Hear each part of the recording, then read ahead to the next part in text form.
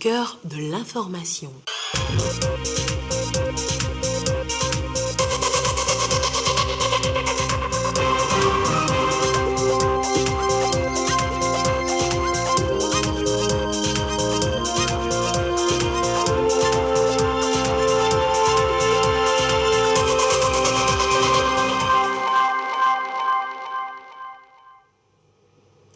Au sommaire, les contours du décret portant réglementation de la caution, de la garantie de loyer et bail d'habitation présenté aux professionnels des médias. Objectif, leur permettre de s'approprier le contenu de ce texte pour une meilleure vulgarisation. En savoir plus dès le début de ce journal. La saison des pluies s'annonce, le gouvernement togolais prend déjà des précautions. Le Premier ministre Victoire Tomiga Dobé a échangé sur la question avec les acteurs concernés. L'essentiel de cette séance de travail à suivre dans un instant. Et puis, on ira en fin d'édition à la découverte, ou plutôt à la redécouverte du marché aux fétiches de Lomé. Ce marché reste unique pour trouver les remèdes prescrits par les guérisseurs. Au marché aux fétiches d'Akoresewa, on traite avec les esprits. Reportage à suivre également dans ce journal. Voilà pour les titres. Bonsoir à toutes et à tous. Le ministère de l'Urbanisme, de l'Habitat et de la Réforme foncière face aux journalistes. Il s'est agi de présenter aux professionnels des médias les contours du décret portant réglementation de la caution, de la garantie de loyer et bail d'habitation. Le modèle de contrat de bail d'habitation a été également abordé lors de la conférence de presse organisée à cet effet. Elia Gbanyadao. Le nouveau décret sur la garantie et la caution d'habitation rentre progressivement dans sa phase opérationnelle. Il prévoit des modalités d'accès à un logement décent dans le respect des droits et obligations des parties. Il fixe à 3 mois la caution et 3 mois de garantie. C'est un texte qui est très important et puis qui consolide le droit de propriété, notamment des bailleurs. Le premier élément, c'est la liberté que laisse le texte pour le bailleur de fixer le prix de son loyer en fonction des investissements de la loi de l'offre et de la demande. Le texte prévoit des modalités plus simplifiées d'expulsion d'un locataire insolvable. Le texte prévoit également la possibilité de fixer librement les échéances de paiement du loyer. Le texte fixe les modalités de révision de prix, ce qui donc préserve le locataire des révisions intempestives du prix. Le texte protège le preneur contre l'abus éventuel du bailleur. Les journalistes, maillons essentiels dans la vulgarisation de la mise en œuvre de la politique de l'État, ils sont ici éclairés sur le décret de réglementation de loyer et du bail d'habitation, ainsi que du modèle de contrat de bail. La caution, dans le nouveau décret, c'est la somme que verse le preneur avant d'entrer en possession des lieux loués. Et la destination de la caution dans le nouveau décret, cette caution servira donc à couvrir les dégradations de l'immeuble occasionnées par le preneur à la fin, n'est-ce pas, du bail. Et la destination, n'est-ce pas, de la garantie est donc de couvrir principalement les mois de préavis. Un contrat type a été élaboré. Il comprend les informations relatives aux parties et aux locaux, la caution, la garantie et la police d'assurance. Cap sur la région des Savanes où 90 volontaires d'engagement citoyen ont prêté serment. C'est la 7e phase. Ils seront déployés sur le terrain pour aider leur communauté à se développer. Commentaire sur image, Gérard Lagoutou. Acte solennel qui renvoie 90 volontaires d'engagement citoyen et 6 volontaires seniors dans leurs fonctions pour le compte de la région des Savanes. Aujourd'hui, j'ai prêté serment, j'ai juré. Je suis sûr que tout ça va aller. Je vais travailler, œuvrer pour le développement de ma communauté. J'étais très fière. J'étais engagée pour travailler pour ma nation. Même après ça, s'il y a possibilité, je peux continuer. En prélude à cette phase décisive, des séances de renforcement des capacités ont été dirigées à leur profit pour mieux répondre aux attentes des communautés qu'ils sont appelés à servir.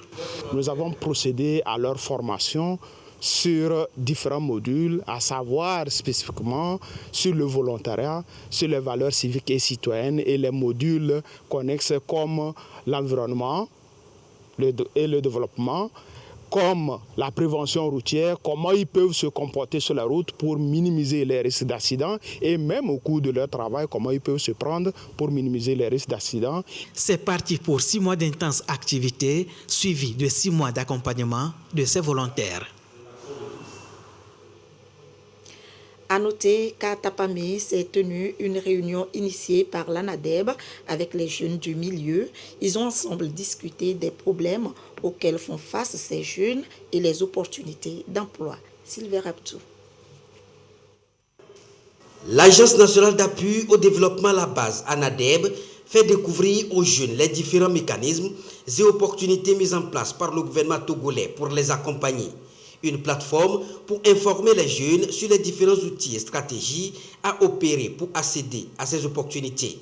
Des échanges pour leur permettre de s'approprier les instruments destinés à faciliter leur insertion socio-économique.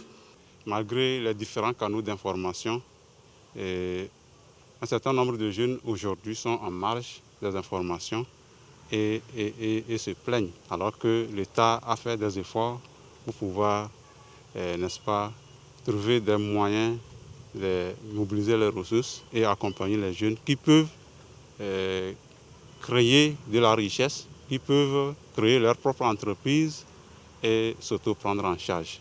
9200 jeunes au plan national vont bénéficier de cette formation, dont 2400 pour le compte de la région des Plateaux, soit 200 par préfecture.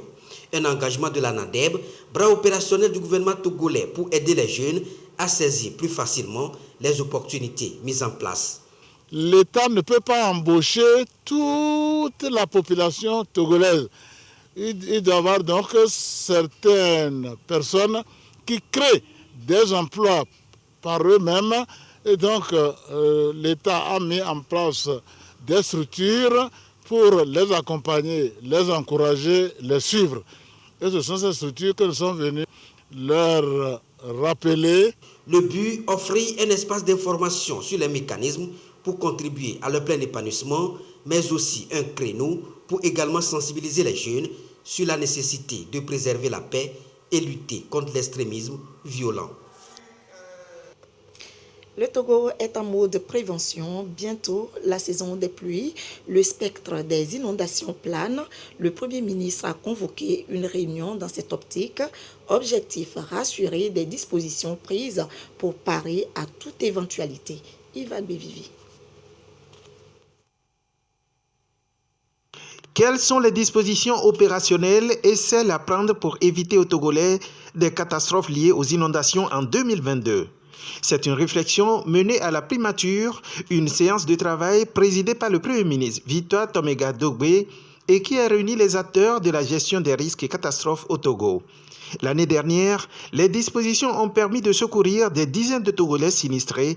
Le gouvernement compte enrayer ces catastrophes cette année 2022. Nous nous attendons à la saison des pluies très bientôt dans la partie méridionale de notre pays. Comme tous les ans, Madame le Premier ministre a invité les ministres sectoriels en charge de la gestion des catastrophes pour faire le point, voir ce que nous avons pu faire en 2021 et comment nous préparons 2022 au cas où il y a des inondations. En 2021, il y a eu pas mal de 120 000 compatriotes qui sont retrouvés sinistrés dans presque toutes les régions de notre pays l'année dernière.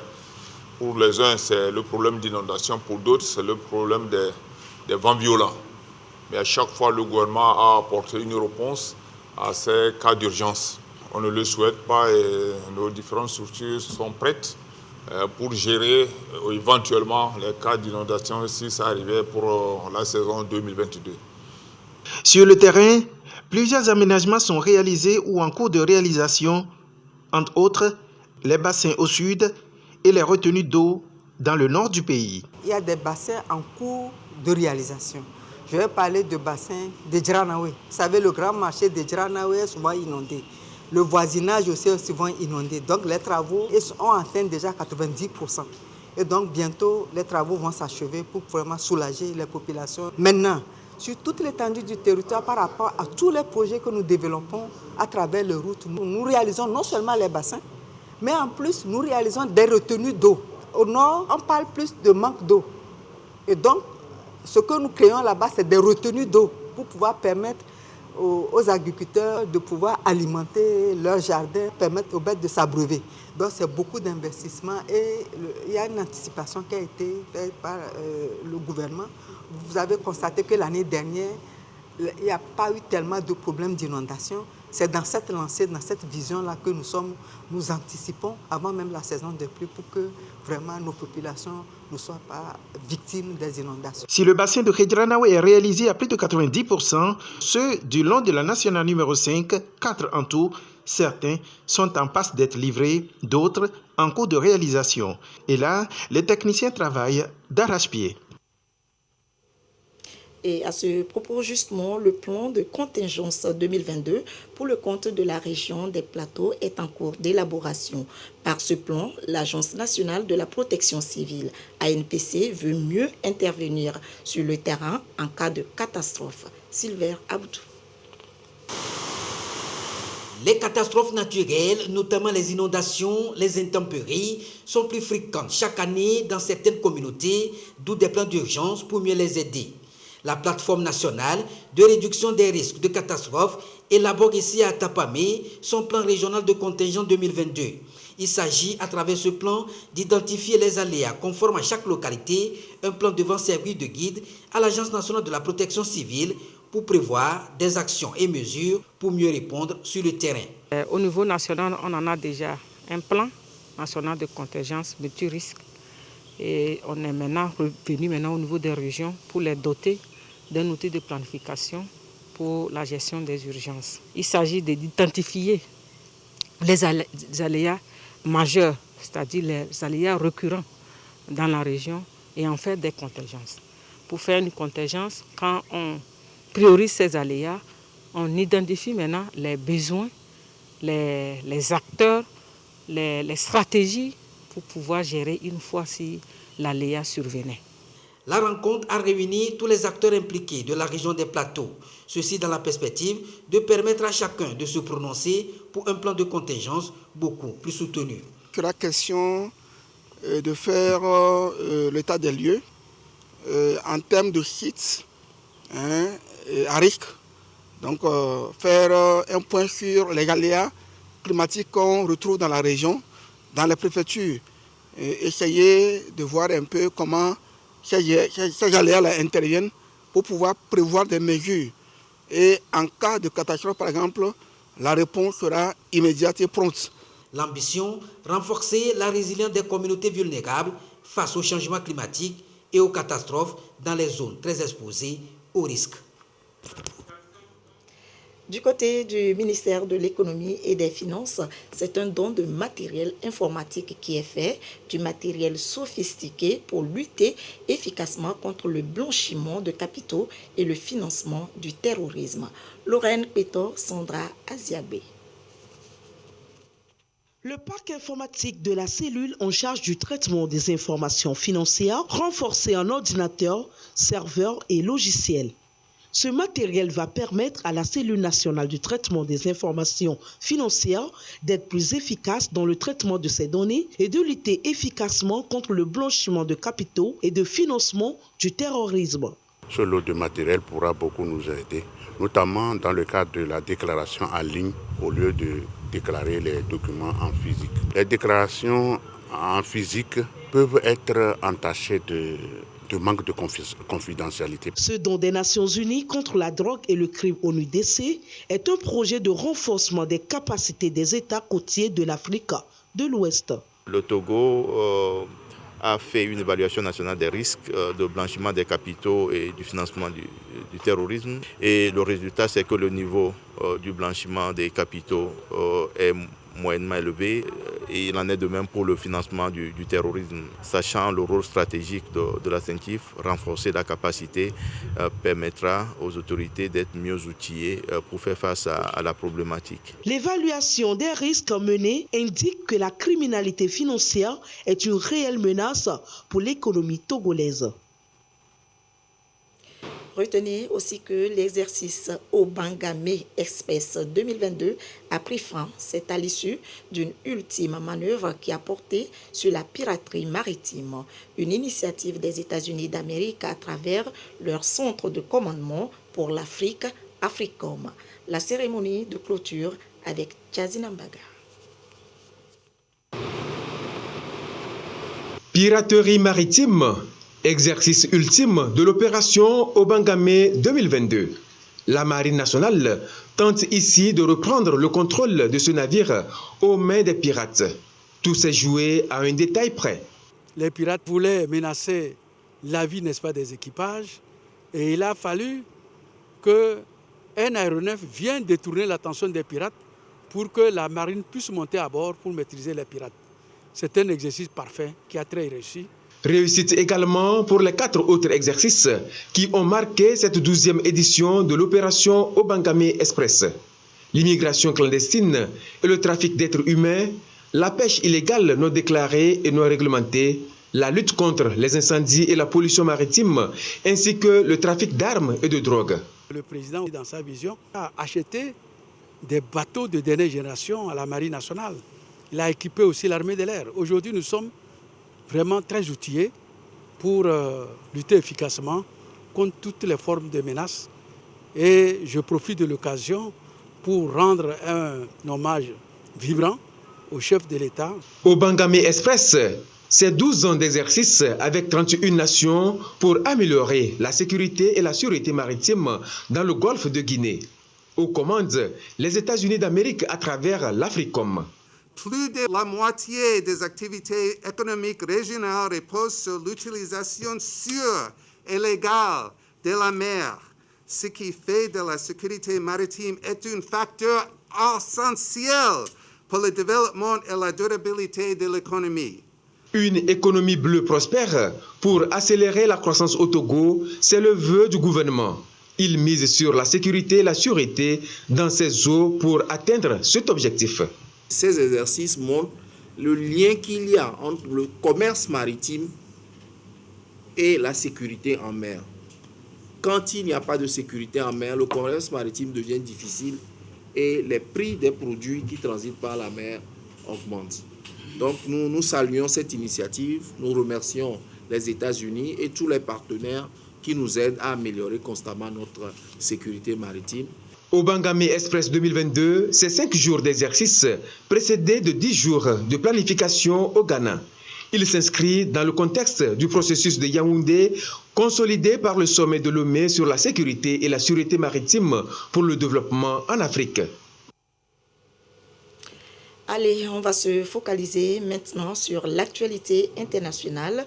Le premier conseil des ministres au Burkina Faso dominé par la crise sécuritaire, ceci après la prise de contact et l'installation des membres du gouvernement.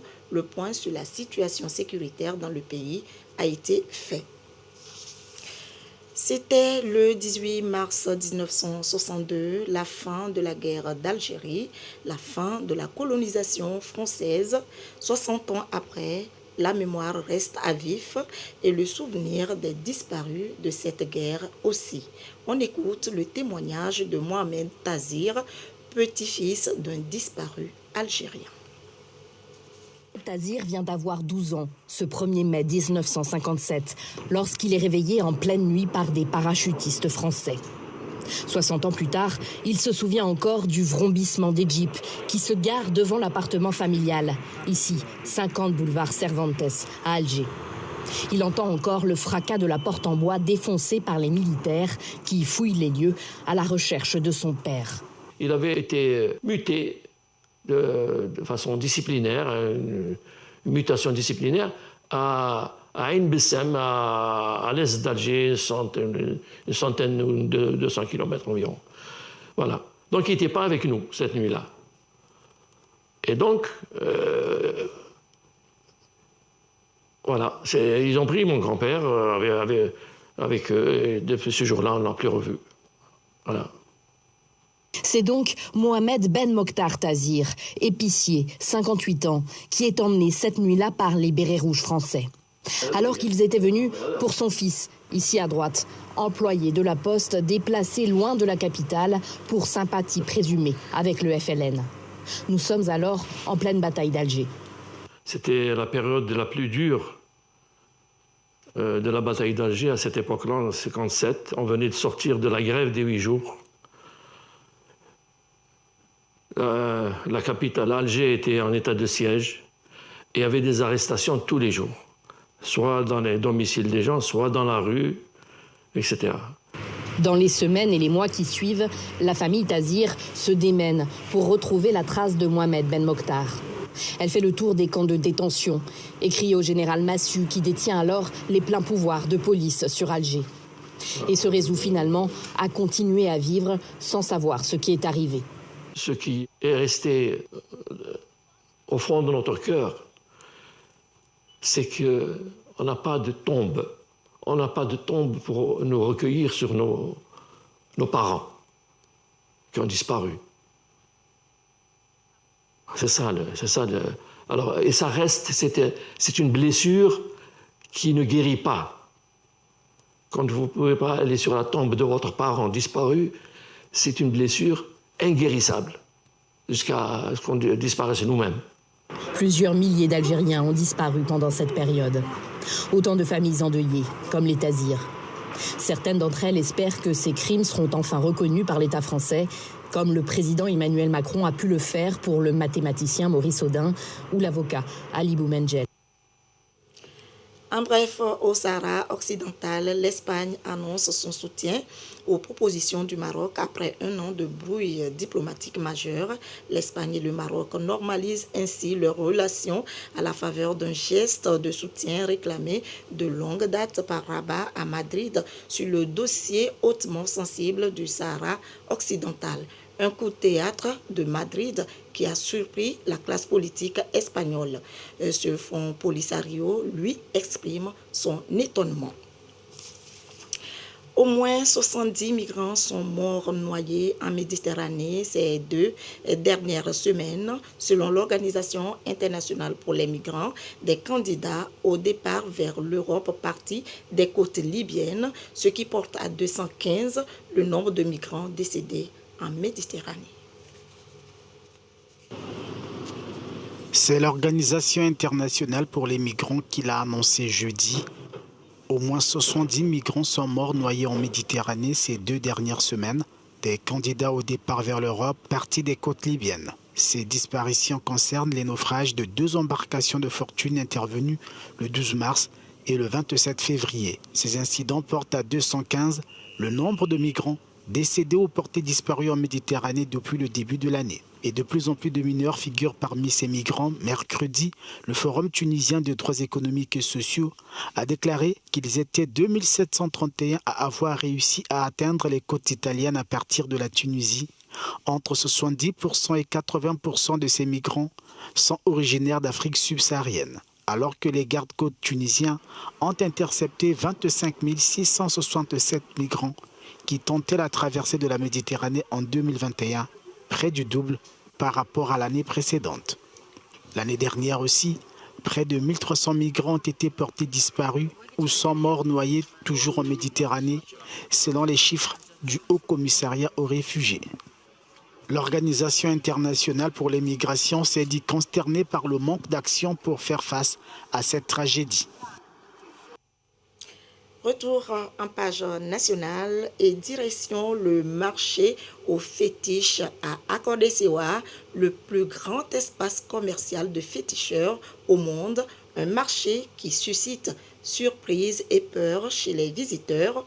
On y retrouve des crânes, des os et des restes de divers animaux utilisés pour la médecine traditionnelle et de la sorcellerie. Un tour en compagnie de Ramdan Bassina. Regardez. Ici, il y a tout pour plaire aux dieux. Bienvenue au marché aux fétiches. Quand la médecine moderne n'a plus de solution, la traditionnelle est là. On soigne le corps et l'esprit. Les esprits sont interrogés. Plumes d'oiseaux, statuettes, amulettes, des ingrédients de toutes sortes pour des remèdes miracles. Depuis un siècle et demi, à Akodesewa, au cœur de Lomé, se tient le marché aux fétiches le plus connu de la sous-région. Dans ces cabanes, à l'abri des regards, des consultations sont proposées. Vous savez, à l'époque, nous n'avons pas des hôpitaux en Afrique. Alors s'il arrivait que vous devez avoir la guérison, lorsque vous êtes tombé malade, vous devez aller voir un prêtre vaudou. Là, vous lui donnez votre nom, il va vous consulter avec le Fa, la géomancie africaine. Encore moins visibles, les adeptes du vaudou. Ici comme ailleurs, la pandémie du Covid-19 a ralenti les activités. Les touristes se font désirer. Bien avant l'apparition du Covid-19, je dirais que on se réjouit dans le marché, on reçoit plus de visiteurs de l'étranger, mais après le Covid-19, les choses ne vont plus normalement comme avant. On nous l'assure, les carcasses sont celles d'animaux morts naturellement. Une fois été en forêt, quand ils trouvent ceux qui sont morts naturels, ils essaient de pouvoir les rassembler et ramener au marché des fétiches pour pouvoir vendre aux prêtres vaudous. Et maintenant, après avoir acheté, nous avons notre manière de les momifier. Ce marché aux fétiches fascine. L'Afrique a ses mystères toujours insondables. Le lieu mérite un détour pour les approcher. La célébration du 8 mars en différé, le ministère en charge de l'enseignement technique l'a aussi observé à travers des réflexions menées sur le thème « L'égalité aujourd'hui pour un avenir durable ». Victoire Kaliwa, Marie-Thérèse Nabédé avec à la voix Sandra Aziagbe. L'événement est célébré en différé, mais il garde toute sa quintessence. La Journée internationale de la femme, observée ici par les femmes relevant du ministère de l'enseignement technique et de la formation professionnelle, n'a pas détourné les attentions au-delà de l'aspect festif. Un bilan des acquis et des défis liés aux droits de ces femmes constitue le point d'orgue de la journée. Nous avons voulu marquer cette journée par une tenue que vous voyez, c'est la tenue traditionnelle Made in Togo. C'est pour accompagner le gouvernement et montrer l'adhésion des femmes du META à cette politique du chef de l'État, Fort Essence Ibn Gnassingbé, qui nous encourage à consommer local. Nous avons remis un cahier de doléances à notre ministre de tutelle. Entre autres, nous avons parlé de tout ce qui doit être fait pour l'amélioration de la condition de la femme, parce que des efforts sont déjà faits. En l'occurrence, la plus de présence des femmes à des postes de décision. À cette rencontre, le ministre délégué Kokou Ekeodin a réitéré son engagement à mener des actions visant à promouvoir l'égalité genre au sein de son ministère. La promotion de la femme est devenue une priorité nationale. Le chef de l'État, son Excellence Fort Essence Ibn Gnassingbé, croit fermement au potentiel des femmes. À travers son engagement à leur donner plus de pouvoir et d'autonomie, il veut non seulement respecter leurs droits, mais aussi manifester son soutien et assurer leur promotion. Elles ne veulent laisser aucune opportunité passer. Elles comptent sur le soutien de leur ministère de tutelle et les actions du gouvernement. Elles restent déterminées pour relever bien d'autres défis. C'est parti pour la 7e édition du championnat national des joutes verbales. Cette édition 2022 est axée sur les valeurs qui nous ressemblent et nous rassemblent. Ceci afin de permettre aux jeunes de s'affirmer dans la société. Honorine Amouzouvi, Edwige Atakpa Bassabi, reportage présenté par Eli Agba Niadao. Clap ouvert pour la 9e édition du Festival de cinéma de Lomé, Fessilom. La conférence inaugurale a donné le ton. Un rendez-vous de promotion de films et clips vidéo ouvert aux amoureux du 7e art. Cette édition est essentiellement orientée vers les sujets relatifs à l'environnement. D'ailleurs, le couplage du FESILOM avec le Forum des jeunes cinéastes francophones engagés pour l'environnement le justifie bien. Pour le festival, l'innovation, c'est le salon de la jeune création qui est un cadre pour les jeunes qui peuvent envoyer leurs films se faire apprécier. Également, pour cette année, nous avons encore un autre volet. Pour les prix, nous avons 1 000 €. Et de l'autre côté, pour la 5e édition du Forum des jeunes cinéastes engagés pour l'environnement, nous prêtons l'information à la bouche des enfants qui, à leur tour, partent pour la sensibilisation sur la protection de l'environnement. Et par ce biais, par ce canal, ces enfants-là sont formés également sur le côté de l'actorat parce que les enfants manquent sur les scènes. Cette année, on fait un pas de plus. Après l'étape d'Anéro, on sera ensemble à Kara. Il sera question de montrer, après les formations sur le festival, en prélude au festival, les films qui ont été tournés par des jeunes formés au cours de ces formations. Il propose des formations aux jeunes et promeut la production locale. Plusieurs participants, dont des comédiens, des acteurs, des cinéastes, des réalisateurs et des journalistes environnementalistes, ainsi que les organisations de la société civile, sont attendus à cet événement de 4 jours à compter du 11 mai prochain. Du 11 au 14 mars. Et vous venez donc de suivre plutôt le lancement de la 9e édition du FESILOM. Et donc pour en ce qui concerne les joutes verbales, ça serait plutôt dans nos prochaines éditions. À propos du Covid-19, à ce jour, samedi 19 mars 2022, la situation de la pandémie au nouveau coronavirus au Togo se présente comme suit. Le nombre de cas confirmés est de 36 878, 2 nouveaux cas depuis hier. Le nombre de personnes guéries est de 36 553. 11 nouveaux guéris depuis hier. Le nombre de cas actifs est de 53 et le nombre de décès est de 272. Et c'est signé le ministre de la Santé, de l'Hygiène publique et de l'accès universel aux soins, professeur Moustapha Mijiawa. C'est la fin de ce journal. Merci de l'avoir suivi. L'édition de 22h30 sera présentée par Yata Aratem. Je vous souhaite une très belle soirée, bon week-end et à très prochainement.